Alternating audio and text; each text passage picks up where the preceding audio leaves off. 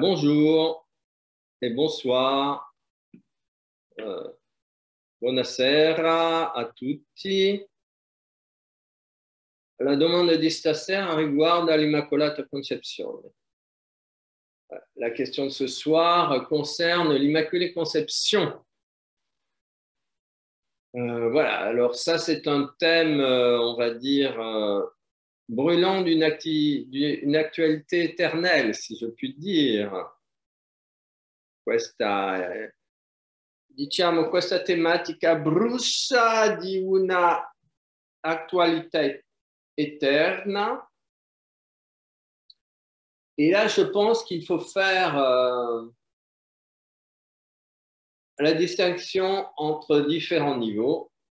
Qua penso che bisogna fare di distinguere tra vari livelli.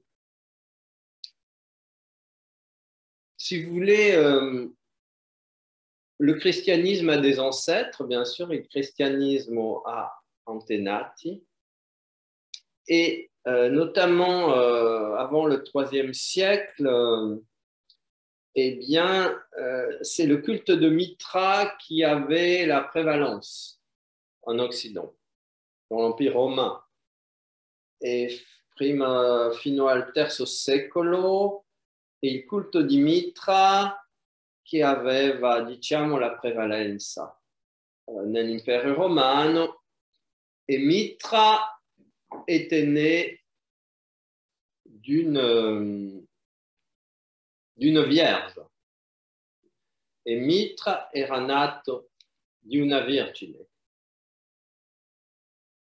Ce concept est très ancien, è un concetto molto antico, parce que, par exemple, on dit qu'Alexandre le Grand n'était pas du tout le fils de Philippe de Macédoine. Si dice che Alessandro il Grande non era per niente il figlio di Filippo di Macedonia, le roi son père, il re il suo padre, et que donc les enfants illégitimes avaient tendance à devenir directement fils du soleil. I bambini illegittimi avevano tendenza a diventare figli del sole, donc directement engendrés par le soleil, donc directamente generati dal sole, ce qui court-circuitait, on va dire, la généalogie humaine. Ciò che circuitava la généalogie umana. Vous avez le même concept avec Louis XIV qui devient le roi soleil, qui reprend vraiment ces traditions très anciennes, avec lo stesso concetto con Luigi XIV che diventa il re sole, et donc quelque part descendant d'Alexandre, da qualche parte discendente di Alessandro, et dont on sait très bien à quel point la filiation était douteuse quand il est né en 1638, me semble-t-il. Voilà. Di quale si sa a che punto la sua filiazione era dubitosa quando è nato in 1638, mi sembra, du roi Louis XIII qui avait plus de 40 ans, del re Louis XIII che aveva più di 40 anni, qui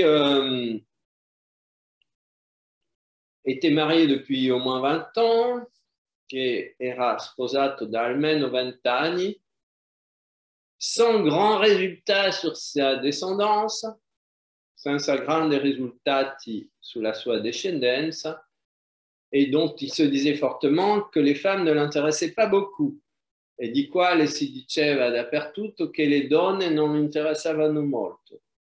Mais vous savez, raison d'État, ma lo sapete, ragione di Stato, Mazarin et Anne d'Autriche ont imposé le petit Louis XIV, Mazarino e Anna di Austria hanno imposto il piccolo Luigi XIV, et malgré, on va dire, malgré la révolte on va dire, des puissants du royaume, malgrado la rébellion dei potenti del regno. Et bon, et de là, et quand on se demande qui était le père de Louis XIV, qui pouvait bien être le père de Louis XIV, et quand uno si chiede quale poteva essere il padre de Louis XIV, eh bien la réponse semble être très facile à trouver. Ça pourrait bien être Mazarin.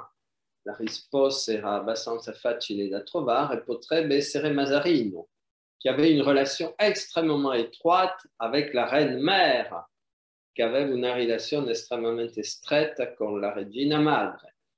Voilà, bon, après, si vous voulez, tout ça sont des cancans. Chiaramente tutto questo sono dei cancans. Et en tout cas, Louis XIV a pris soin de réunir tous les nobles de France à Versailles pour les empêcher de parler. Comunque Louis XIV ha riunito tutti i nobili della Francia a Versailles per impedirle di parlare.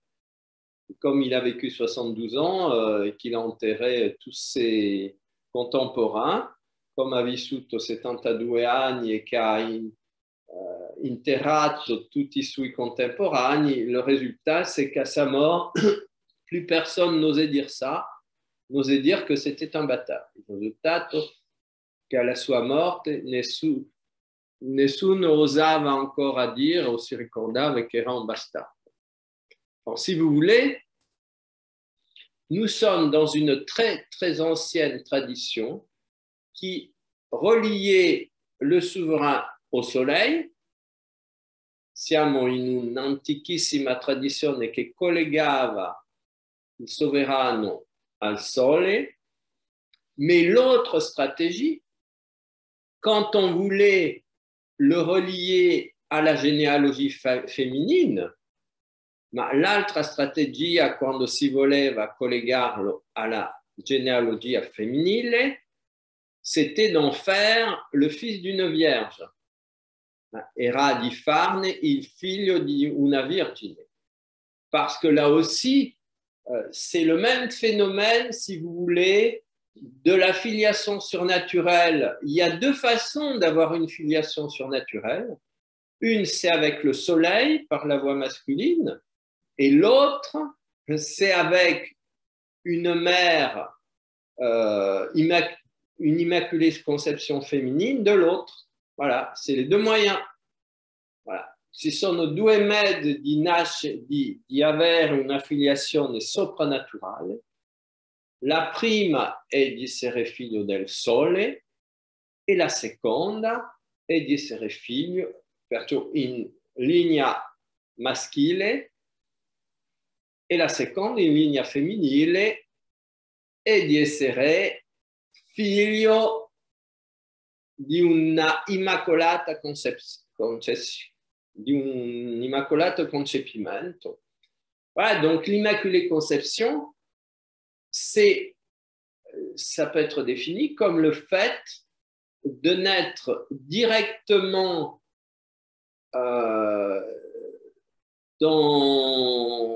d'une ovulation qui n'a pas été, on va dire, aidée par un spermatozoïde. Pas mal. Voilà. E perciò l'immacolato concepimento può essere definito come il fatto di nascere di un ovulo che non è stato fecondato da un spermatozoïde. Et alors évidemment, dans ces cas-là, le spermatozoïde, c'est un rayon divin qui a pris sa place. In questo caso, il posto del spermatozoide è preso da un raggio divino che lo rimpiazza. Voilà. Et donc, vous comprenez que dans les deux cas, on a une référence à une filiation solaire directe si le roi ou l'empereur naît du soleil, indirecte s'il naît d'une immaculée conception. In ogni modo, le due diciamo, strutture nascono diciamo da un raggio, dall'energia solare, in un caso o in altro. Voilà, donc si vous voulez, on retrouve complètement, toujours la puissance de la lumière à l'origine de la vie. Perciò ritroviamo sempre la potenza della luce all'origine della vita. Bon, vous savez, dans la mythologie, il y a aussi, bon là, il va falloir que je fasse appel à des mémoires plus anciennes, mais nella mitologia anche ci sono delle nascite particolari, soit de la tête de Jupiter ou de la cuisse de Jupiter. Bon, alcuni dei sono nati dalla testa di Giove o dalla sua cosce, et on va dire les légendes sont très belles, hein? Les leggende sono molto belle, ne parlerò eventualmente un'altra volta, mais on va dire que c'est différent de cette histoire de l'Immaculée Conception, qui me paraît plutôt remonter donc à d'autres sources, à des sources pré-helléniques.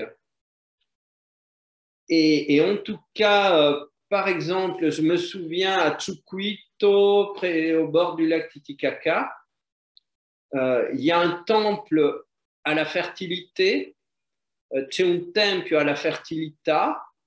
Donc, si vous voulez, le temple est rempli de phallus en forme de champignons. Il tempio è riempito di falli, di phallus, qui hanno la forme di funghi.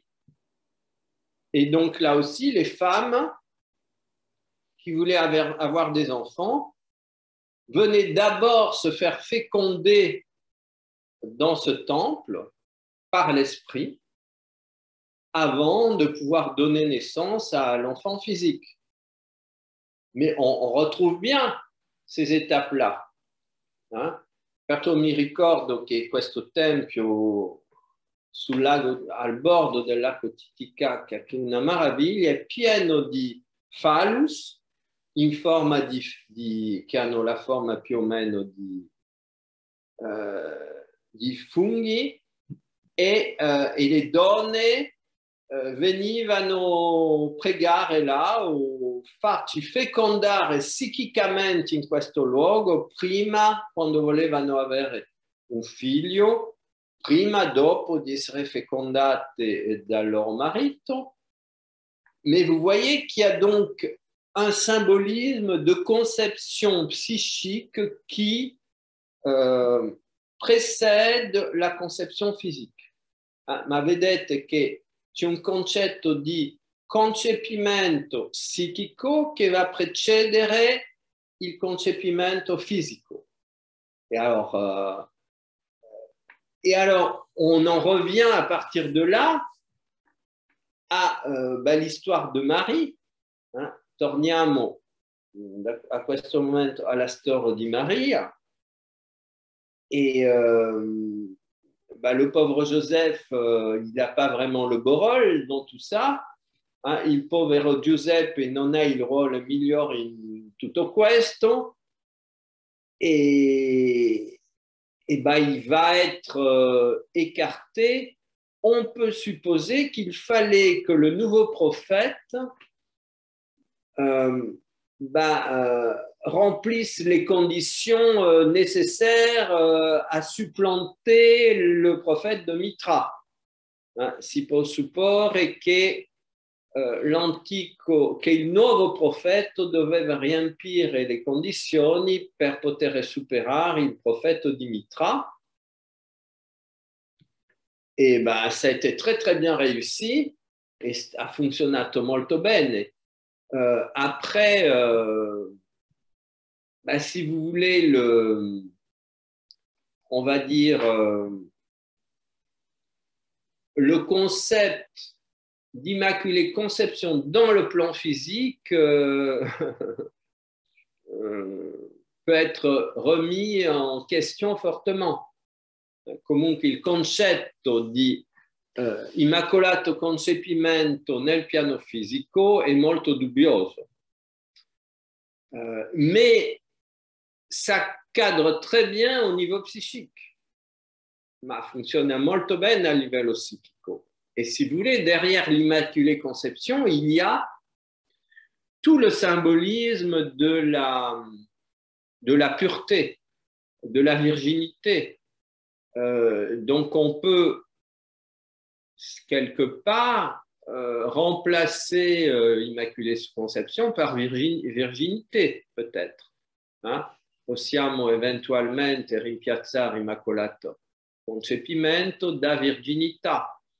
Et alors, vous savez que apparemment Jésus et Marie étaient des Esséniens, Joseph et Marie étaient des Esséniens, e sapete che Giuseppe e Maria erano Esseni, et que les Esséniens, qui sont un peu, dont on peut dire que les descendants sont les Cathares, insistaient énormément sur justement la pureté dans les rapports physiques.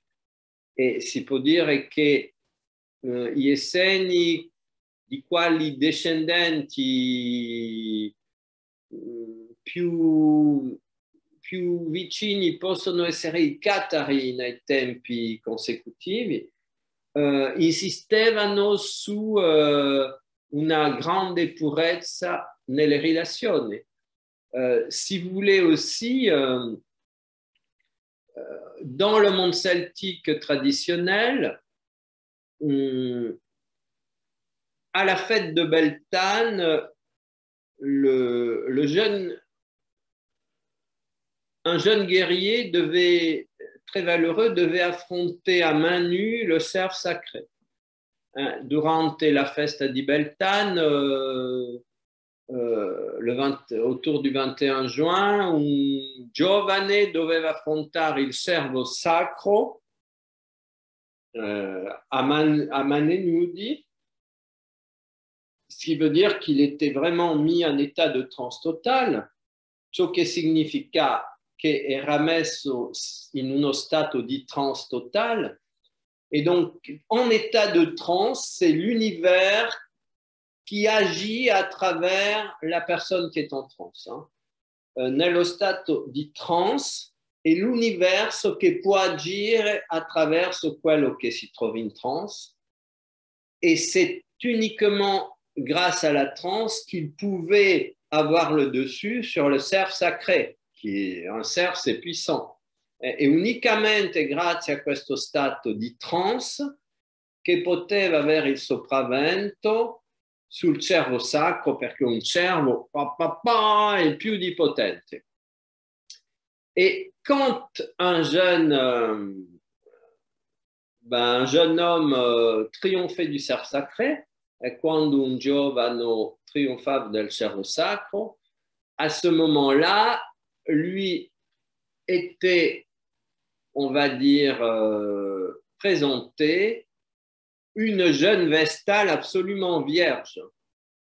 Gli era presentato una giovane Vestale totalmente virgine, parce que les jeunes filles étaient entraînées, on va dire, à la relation avec l'univers par le biais de la pureté physique, perché les ragazze erano allenati al collegamento con l'universo tramite la purezza fisica. Et donc, c'était une extrême... et on retrouve ça dans tous les collèges sacrés de toute la tradition, en Égypte, en Grèce, partout. E si ritrova questo in tutti i collegi sacri della tradizione, in tutti i paesi antichi, dall'Egitto alla Grecia, al mondo celtico. Et si vous voulez, c'est là que 9 mois plus tard naissait un Merlin. Et là che 9 mesi dopo nasceva un Merlino. Et on peut dire dans ces cas-là que le Merlin naissait du souffle divin manifesté par l'extase du jeune homme qui avait triomphé du cerf sacré, hein? Perciò Merlino nasceva del soffio divino del giovane che aveva superato il cervo sacro, et on va dire de la virginité de la jeune fille la plus méritante dans le collège des jeunes vestales, e dalla virginità o della giovana più méritante nel collegio delle Vestales, et si vous voulez, méritante eh bien, par toutes les facultés artistiques d'expression de la beauté, hein, méritante à travers toutes les manifestations de la bellezza, parce que c'était ça le mérite des jeunes femmes à l'époque, perché quel era il merito delle ragazze in questo caso, et leur mérite, je veux dire, leur condition, on va dire, de pureté, leur permettait de veiller au feu sacré, e la loro condizione di purezza permetteva a loro di gestire il fuoco sacro. Et bien entendu, il y a une relation extraordinaire entre le feu sacré et le sperme qui allait rencontrer l'ovule pour donner naissance au merlin.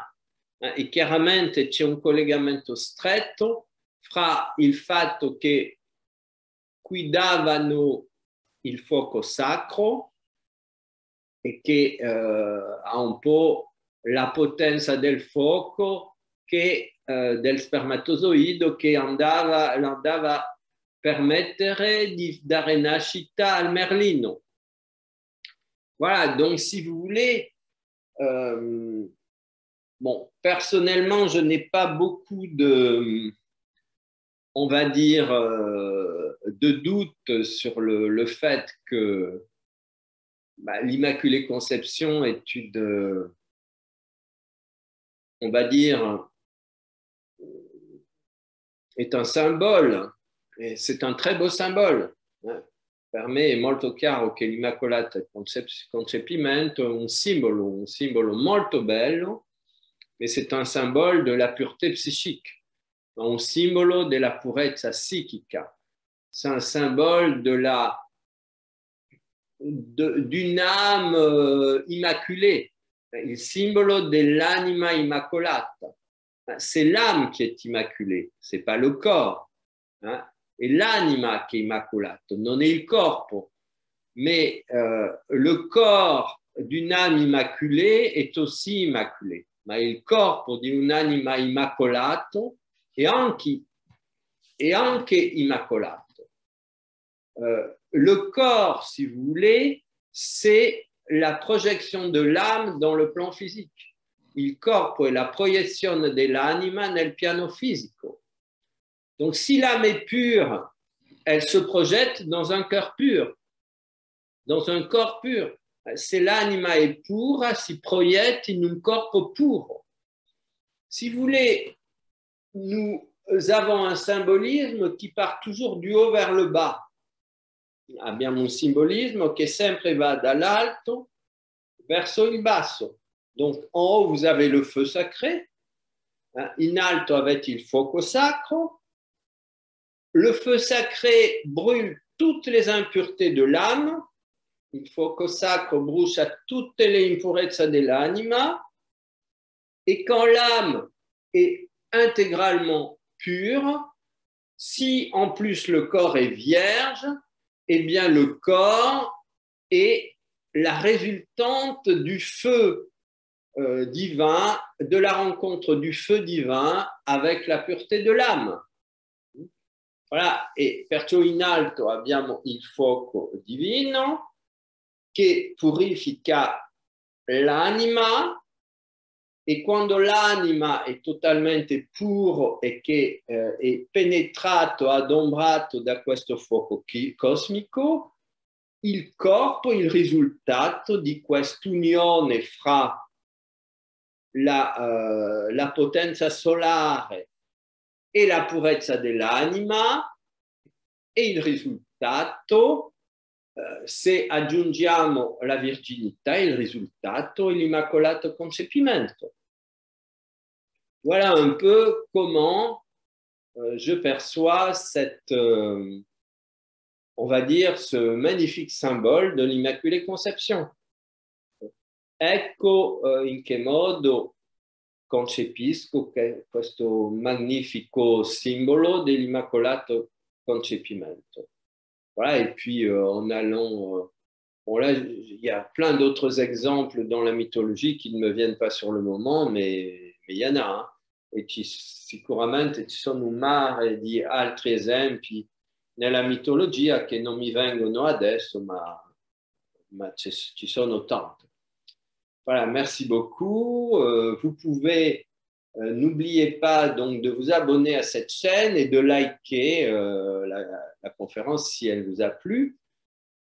Grazie tanto, non dimenticato di abbonarvi a questo canale e di likare se vi è piaciuto. Voilà, et donc lumineuse journée d'Immaculée Conception pour tous. Luminosa giornata di Immacolato Concepimento per tutti. Grazie.